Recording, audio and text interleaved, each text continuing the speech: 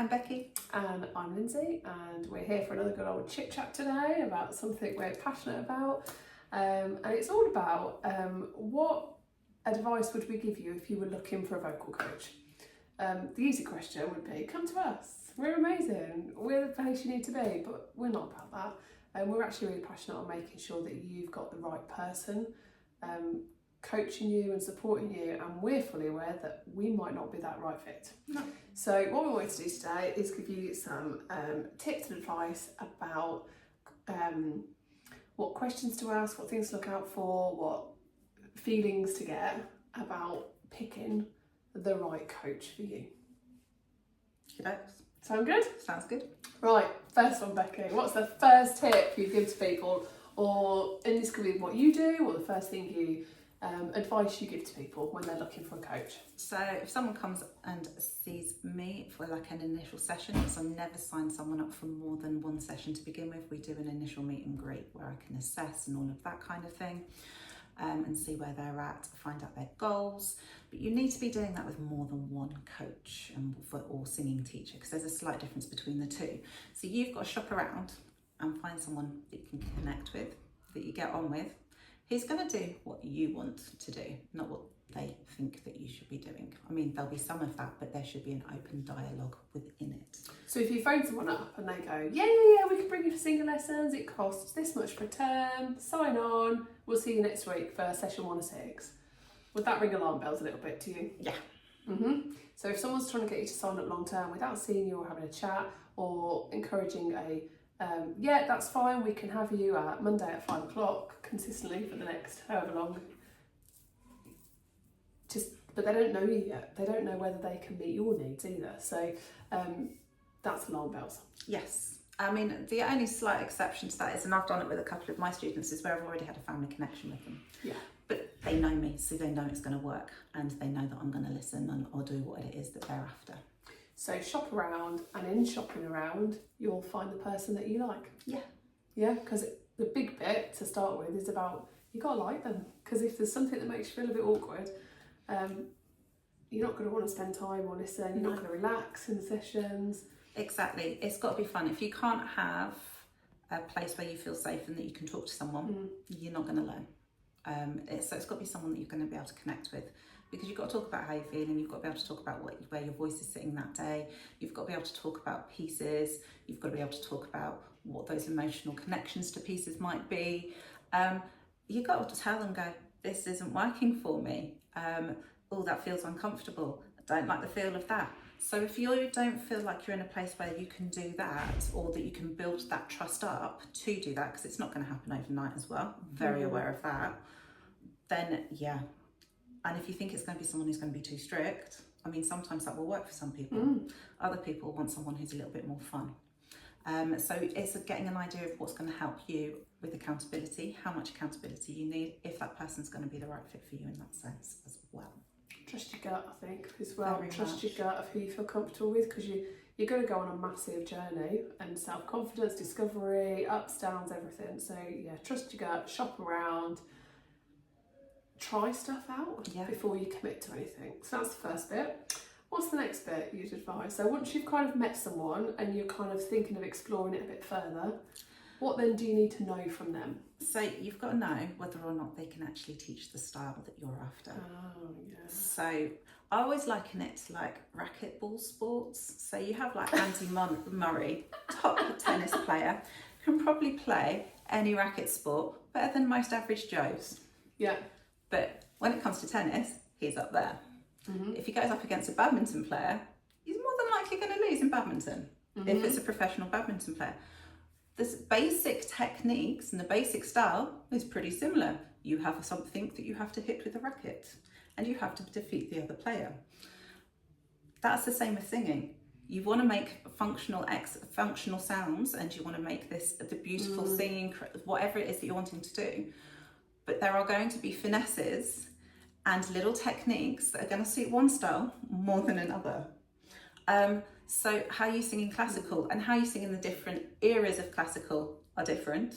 Very different to how you would sing musical theatre, which would be very difficult to how you then sing within all the ranges of styles within CCM music, so that contemporary commercial music. So that could be pop, that could be rock, that could be metal, that could be scream, that could be blues, that could be jazz. All of those need different stylistic approaches.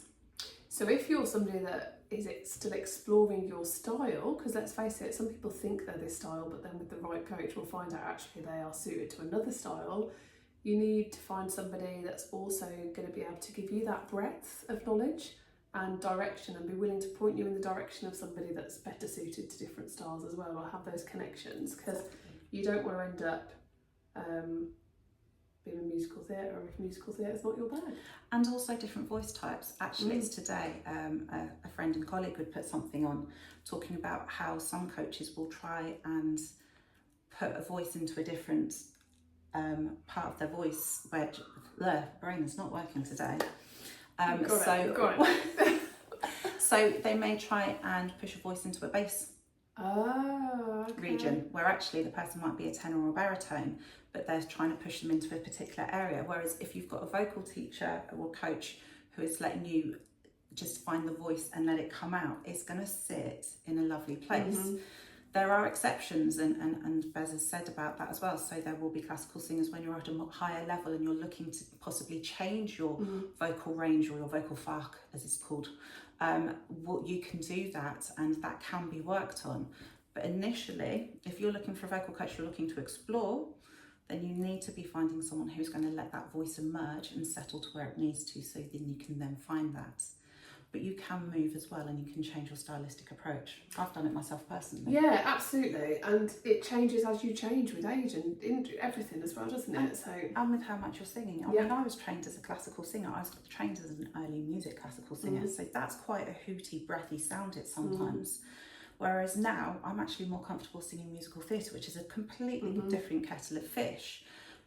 But I understand the two. If I want to go back to singing classical, I can. But I have to set my voice up and do a load of work and technical work, getting back into it, to get that vocal set up. But I'm able to move between. Yeah, so it's having those conversations when you're in that initial stages of, like, how are they going to help you explore, and just having a chat with them in those initial bits and thinking about these conversations, because you'll soon know whether they've got the ability or knowledge to do that as well. Completely. So that's a really good one, because it's a journey. You're not going to go, unless you're going to learn a song for a particular thing, that's a different kettle of fish. But if you're on your vocal journey to develop you need to be considerate of that. Okay, well, I think the next one's quite a cool one actually, that I wouldn't necessarily have considered, and when we were chatting about this I was like, oh yeah, I thought about that. So next thing to consider, Becky, let them know, is, do they understand what you need at the age that you're at? Teaching young voices is very different to teaching voices that are in their 20s and 30s, which is very different to teaching voices that are in their 50s and 60s. Let alone what's going on with the person. Oh yes. At that age as well. Because if we go back to the first thing we said about finding the right person that you can connect with and that's going to understand you, people have so many other things going on at those different ages as well. And the focus is very different. A child coming in, a very young child, is going to be like, well, I'm coming to a singing lesson. Yeah. As you know, as they get older, there's to us that can't remember what we've, where I've got my drink right now somewhere. We don't know what we're doing at the moment. But within those age ranges, especially young voices, I'm going to talk that because I'm quite passionate about young voices. The number of people I hear who goes, oh, I'm not happy, I can't teach 4-year-olds, or oh, we can't try a belty number or a bigger sound, or no, that song's inappropriate. You've got to play with kids' voices where they're at, definitely. You've got to understand how they change. But if they want to do a big number, why not? Why are you stopping them? They're going to be shouting, they're going to be yelling in the playgrounds. So why don't you look at how they can do it in a sustainable way that isn't going to cause tension and tightness or anything else that needs to be unpicked later? And it goes back to, there's loads of stuff in the news at the minute talking about the first 100 days of life and how important it is in a child's development.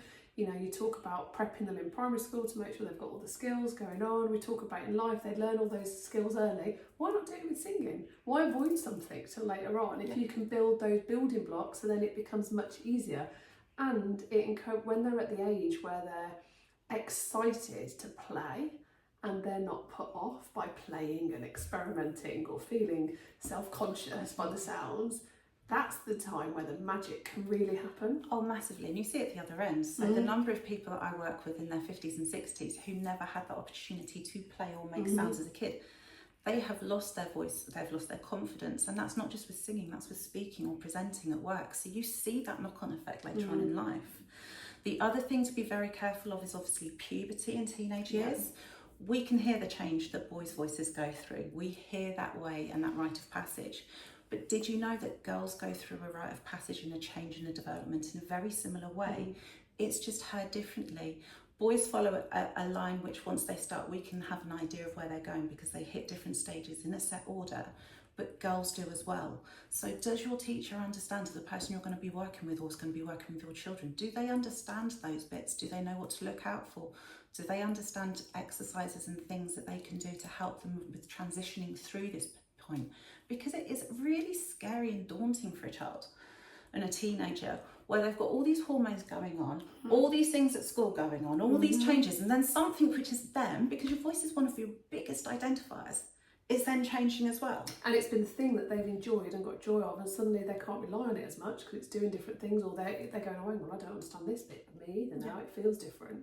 Which kind of brings us on to the final point, I think, which is super, super, super important. And I know you're super, super passionate about this, but so am I from a different side of it. It's that there's lots of people that can help you to sing or learn an instrument.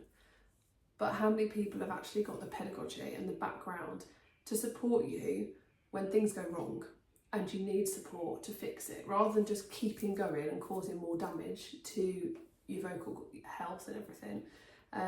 So yeah, I know you're extremely passionate about this, aren't you? So how do you find out without probing about qualifications? Because the last thing you want to do, if you go back to the first thing we said about you trying to build a relationship with someone you get onto, well, prove to me, show me you're not. How do you pick out and find what are kind of some key little pointers you could go, oh, okay, they might know a little bit more than they're letting on? There's quite a fine balance on this one because it can go either way and you can go too far in one direction as well, and you've got to be careful of that. So I'm actually going to go, if someone is going, you've got a problem with your voice, I can fix it.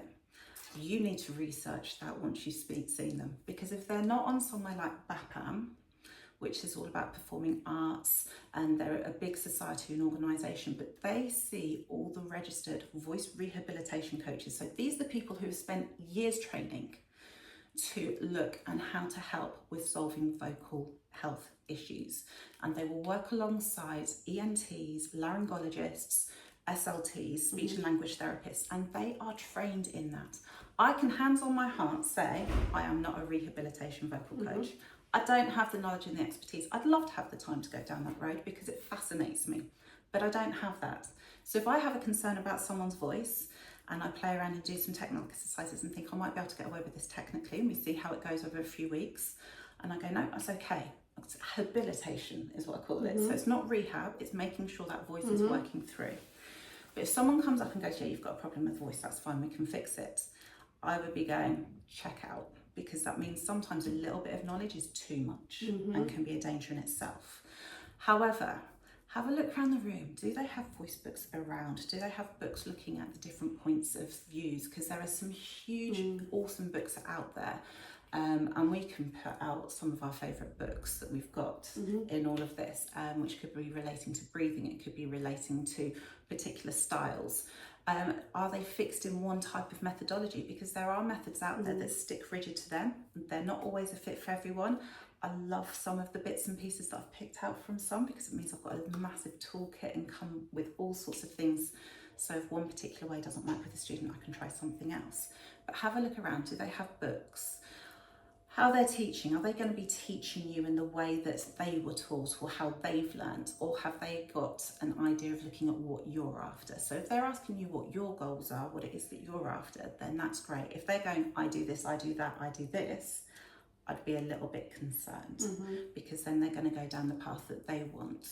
Not necessarily always, this is very stereotypical and very broad stroked, but look at that, see if they have that understanding. See if they're going to try and push too much knowledge. If they want to give you lots and lots of anatomical and functionality on the voice, and that's not for you, then they're not going to be the right teacher for you. I've got students who want to know, and actually it helps their learning because of what they do in their day jobs. But I also have other students who wouldn't have a clue what any of that meant, so we don't touch it at all. Yeah, and I think there's that, it kind of goes back to that first bit of building a relationship and trusting your gut. But I think you can't trust your gut unless you go in informed of what you're looking for or what you're trying to look for and what it is you want out of it. So yeah, probably kind of digest kind of our little chat and rant about what is it you're looking for too, because that's also quite important. You've got to go in. You're not looking for the teacher. Well, you are looking for the teacher for you, but you've got to go in knowing what it is that you want. And if it means going and trying some teachers to find out what it is that you're after first before you make that decision, that's not a problem. And if there's a teacher who's upset by that, then they're definitely not the right teacher for you, because most teachers will want you to find the right person for you. And for us, if you know anyone comes to us and BHVA isn't the right place for you, we are more than happy to guide and support and help, because we know people around here that we would recommend, and we're all supporting each other. We're all in it together. We're all after the same goal for everybody to be following their journey. So yeah, I think that's about it, isn't it? Yeah. There's lots of information there. We came on as like let's have a little chat about it. But yeah, we'll send it out to you and we'll speak to you next time.